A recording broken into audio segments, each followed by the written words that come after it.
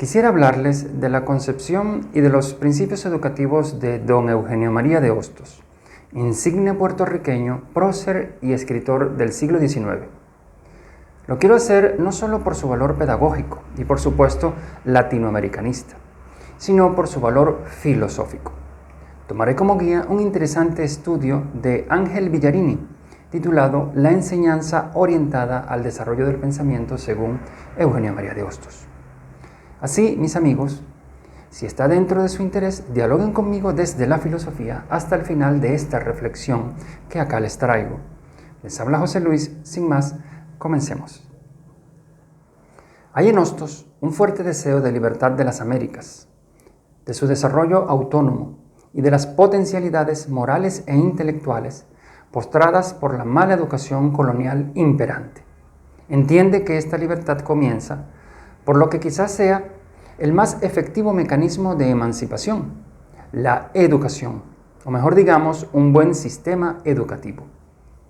No es una dependencia y postración únicamente debida al régimen colonial y a la concepción de la enseñanza imperante en la época, sino además a la no valoración del esfuerzo que supone educarse en las letras y el saber científico. Para poder ser protagonista en la concretización de las condiciones educativas que hagan real esta emancipación del colono, por un lado, y por otro, contra nuestra propia actitud autodesvalorativa, por así decir, es menester contar con una exacta concepción de la educación y de todo lo que se pretende con ella. Hostos quiere una pedagogía total. Para ello se requiere primero entender bien cuáles son los objetivos de toda educación y cómo se justifican. Acá encontramos reflexiones propias del quehacer filosófico y sociohistórico. 2. Determinar, siguiendo sobre todo los resultados de la ciencia, las condiciones que hacen posible en la persona su educación. Acá encontramos un análisis psicosocial del ser humano. Y por último, y como labor práctica más importante, es menester crear los medios para lograr los objetivos pedagógicos ya precisados según una metodología educativa adecuada. La enseñanza para Hostos es una actividad a la vez artística y científica, dirigida al desarrollo de la razón, o lo que es lo mismo, a educar la razón según la ley de la razón misma. Acá está todo el núcleo de su concepción educativa.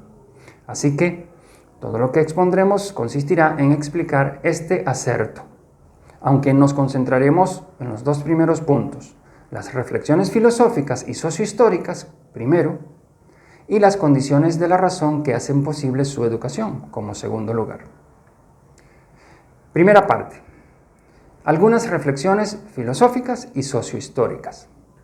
Hay en Hostos una concepción a la vez positivista de la realidad y libertaria del espíritu humano. El positivismo pretende que el conocimiento solo es posible cuando se contrastan o verifican nuestras creencias con los hechos experimentados en el mundo, pues las leyes que rigen la naturaleza solo se pueden extraer de ella misma. Estos hechos son el fundamento y la base de sentido de toda teoría que pretenda ser científica o racional. Pero esto supone, además, que es posible que la misma realidad nos muestre nuestros objetivos morales más genuinos. Es como si la realidad cultural y la realidad física y biológica estuvieran en el mismo plano ontológico de análisis. En efecto, así como podemos verificar que una cierta afirmación de la realidad física es verdadera solo si podemos recrear el experimento que la verifica, así también la realidad moral y cultural o sociohistórica es posible de verificación por quedar acrisolada en una memoria histórica cuyo reservorio físico son los objetos elaborados por el hombre, por ejemplo, utensilios, monumentos, edificaciones, objetos tecnológicos, obras de artes, libros, incluso actitudes y técnicas culturales, todo ello contentivo de relatos simbólicos, accesibles a una mente abierta y desprejuiciada, y que sepa leer la vida moral de los pueblos en ellos acuñados.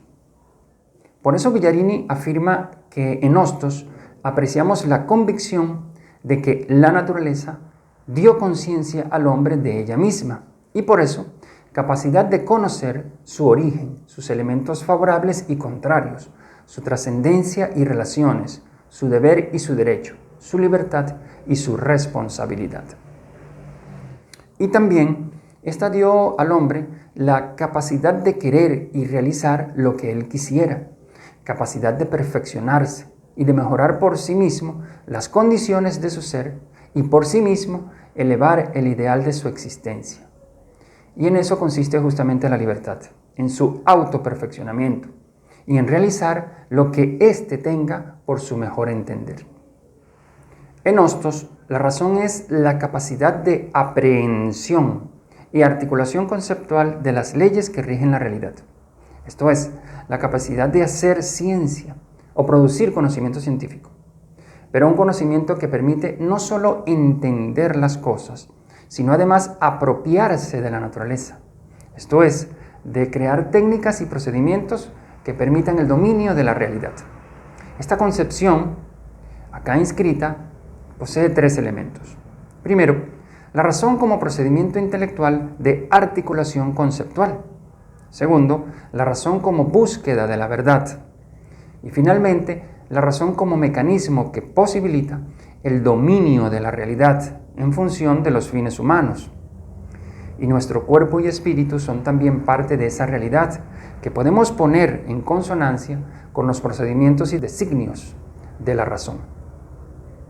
Cabe en definitiva entender en este sentido amplio la afirmación: la ciencia nos descubre la racionalidad de lo real. Hasta acá podemos ir respondiendo a la primera de las inquietudes filosóficas de la pedagogía hostoniana. ¿Para qué y por qué educar la razón? ¿Para qué educarla? Va quedando claro. Dado que tenemos el privilegio como especie de comprender o hacer conscientes las leyes y los mecanismos que subyacen a los procesos naturales, y además ponerlos a disposición de nuestros más genuinos intereses socioculturales, cosa que se logra con el uso de la razón, entonces está claro el fin de toda concepción pedagógica: contribuir al desarrollo de la razón como condición de la liberación humana y social. Ahora bien, esta tarea presenta difíciles obstáculos de índole históricos y psicológicos. El desarrollo de la razón está condicionado por el ambiente sociocultural imperante y la condición educativa de cada época. En nuestros países latinoamericanos, en República Dominicana, Puerto Rico, Cuba, Venezuela, imperó el modelo educativo llamado napoleónico, desde inicios de la época colonial. En el caso de República Dominicana, como también esos otros países, incluso estuvo presente hasta los años 60 del siglo XX, y aún persisten elementos del mismo. Este modelo está caracterizado por la desvinculación casi completa entre la enseñanza y el cultivo de la racionalidad y el espíritu científico e investigativo, además de la ausencia de las competencias que hacen posible un efectivo desarrollo personal y profesional.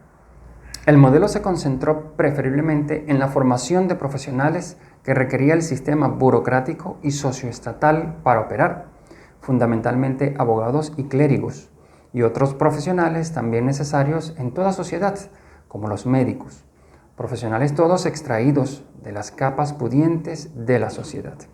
Mantiene una marcada herencia de la enseñanza escolástica del período medieval, en el que el ser humano queda vaciado y encadenado a poderes divinos o al de un monarca, sin ser dueño de sí y desarraigado de su suelo.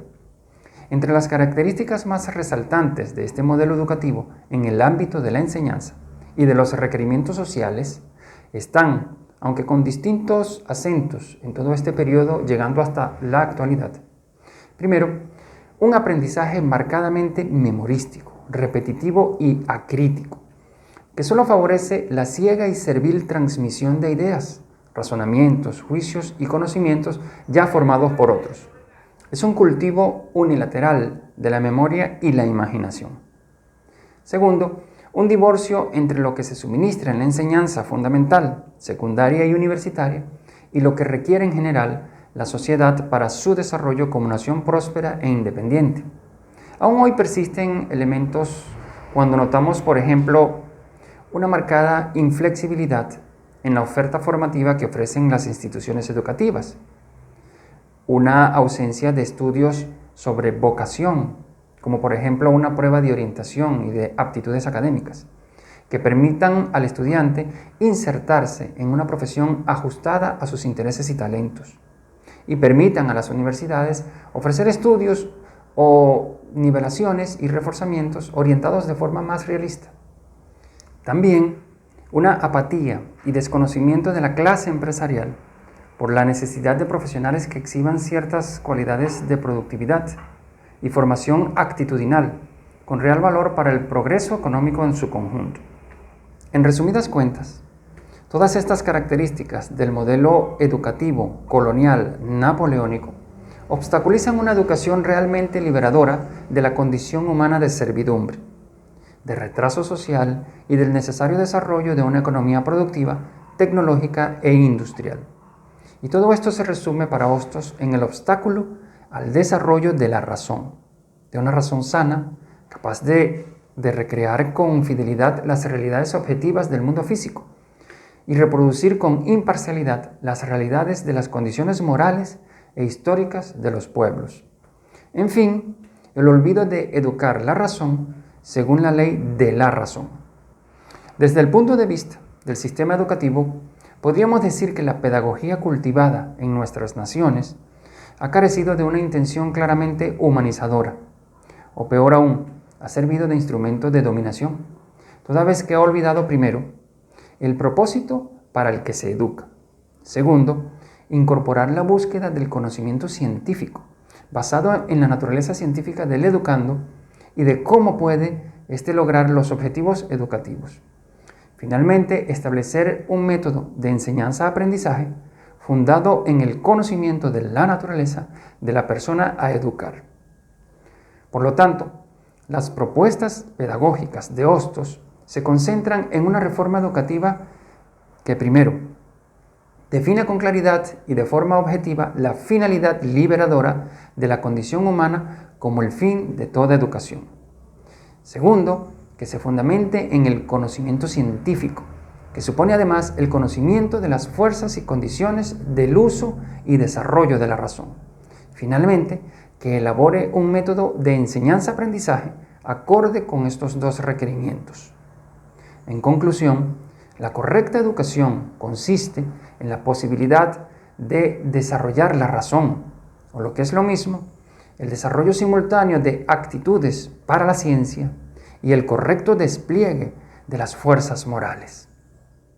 Agreguemos que desde el punto de vista sociológico, el fin de la educación es formar para la educación concreta, que es la patria, pero también para la patria abstracta, que es la humanidad. Segunda parte de nuestra exposición.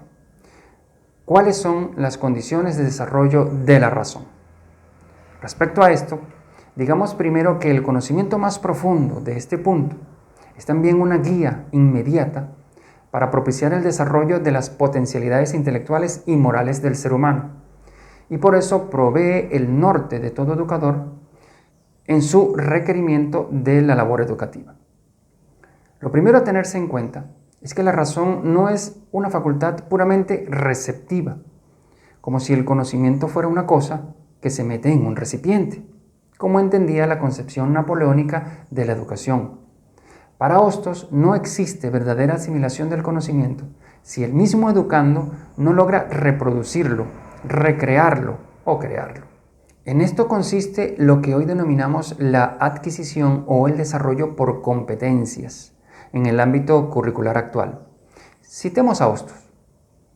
La razón no recibe ideas ya formadas, sino que las forma por sí misma.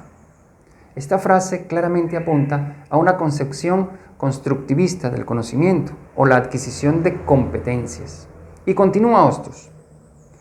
Para formularlas, tiene que apoyarse primero en el testimonio de los sentidos, pero como la memoria, a la cual primero se encomienda la retención de esas ideas, puede retenerlas de un modo mecánico, lo que sucede con el sistema de los empíricos, o sea, de las concepciones pedagógicas y de educadores que no han logrado hacerse una reflexión global y clara de la razón humana.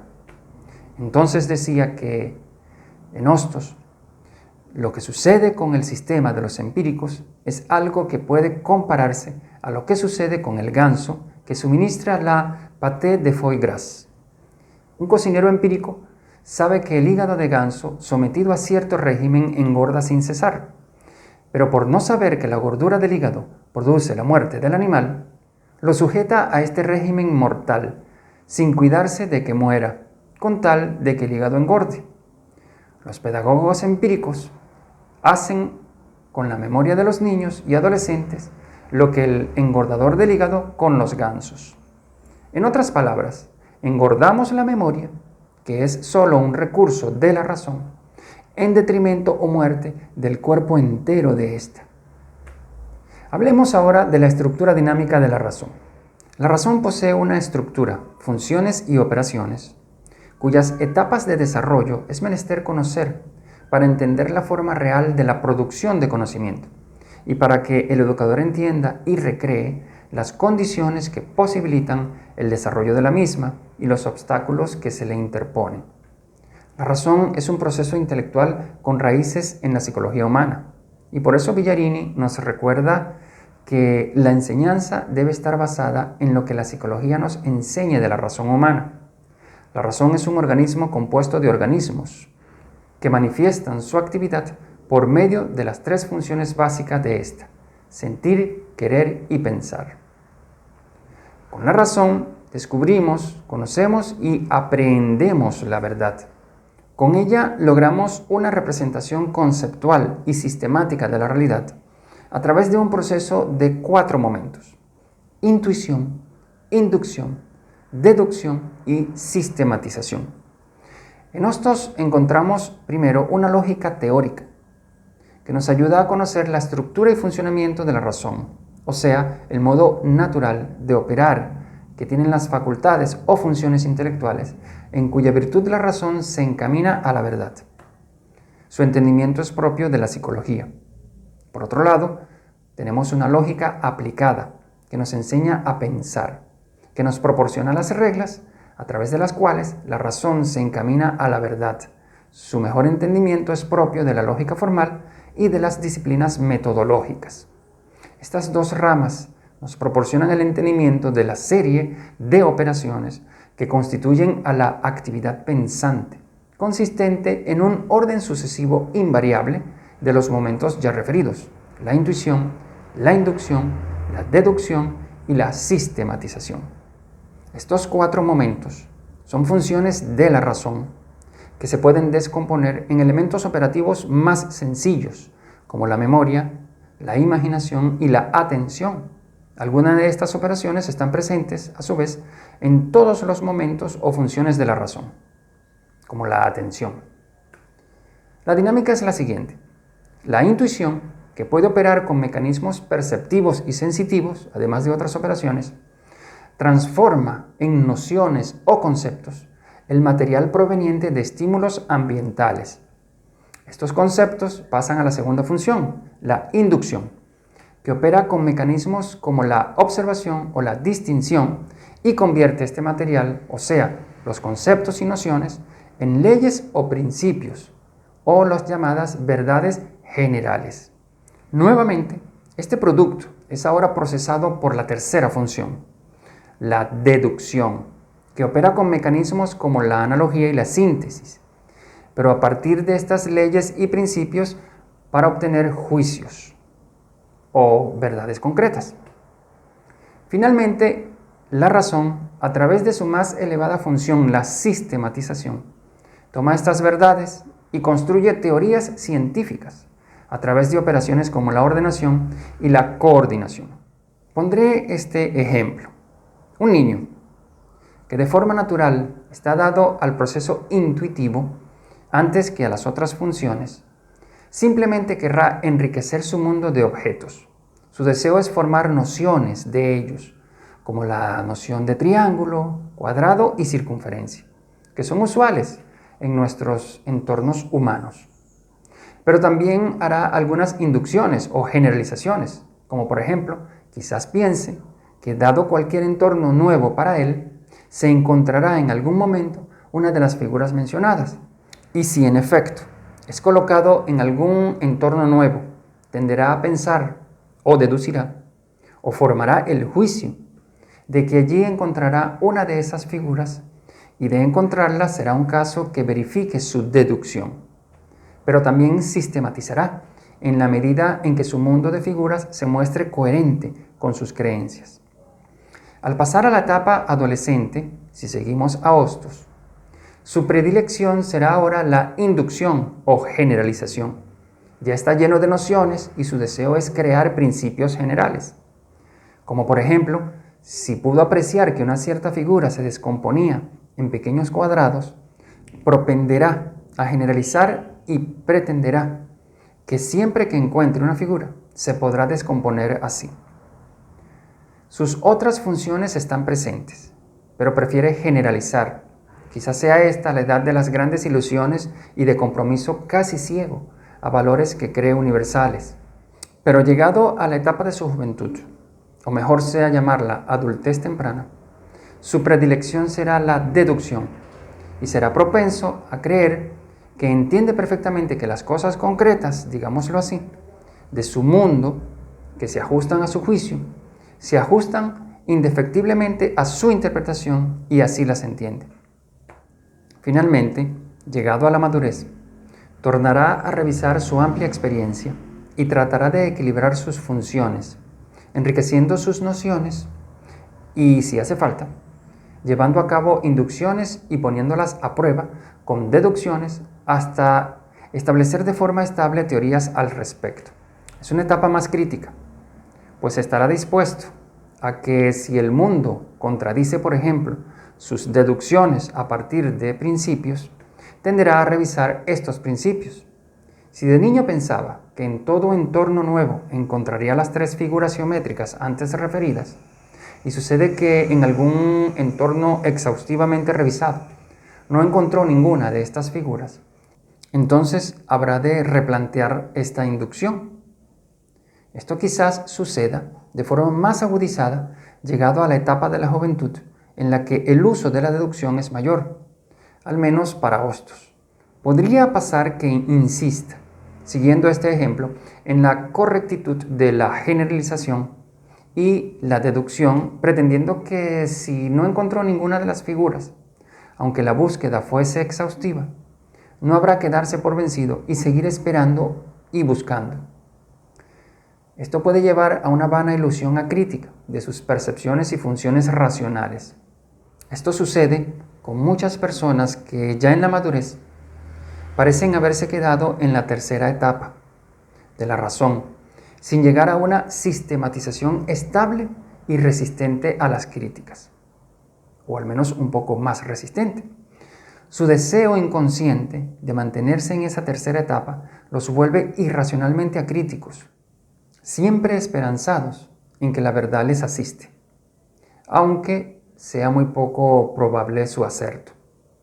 Pero ahora bien, para un educando, un conocimiento será no significativo y a todas luces falsamente orientador si no se le proporcionan las intuiciones, inducciones, deducciones y sistematizaciones que dieron lugar a los conceptos, fórmulas, principios y teorías. Así, un conocimiento que no refiere a intuiciones, o sea, nociones, inducciones, o sea, principios, deducciones, o sea, juicios, y sistematizaciones, teorías, carecerá de referente real y por eso será no significativo.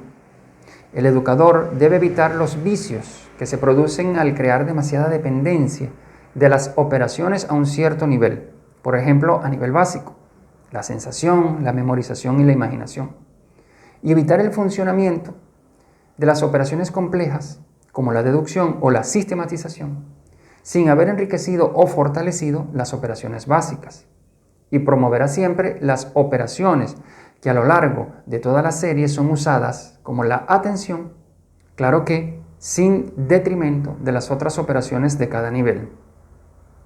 Hablemos ahora del desarrollo evolutivo de la razón. Todo organismo evolutivo como todo organismo y como lo es la razón, nace, se desarrolla y decrece.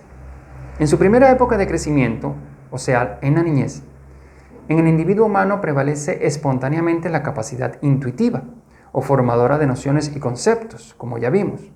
En su segunda época prevalece la función inductiva, formadora de principios.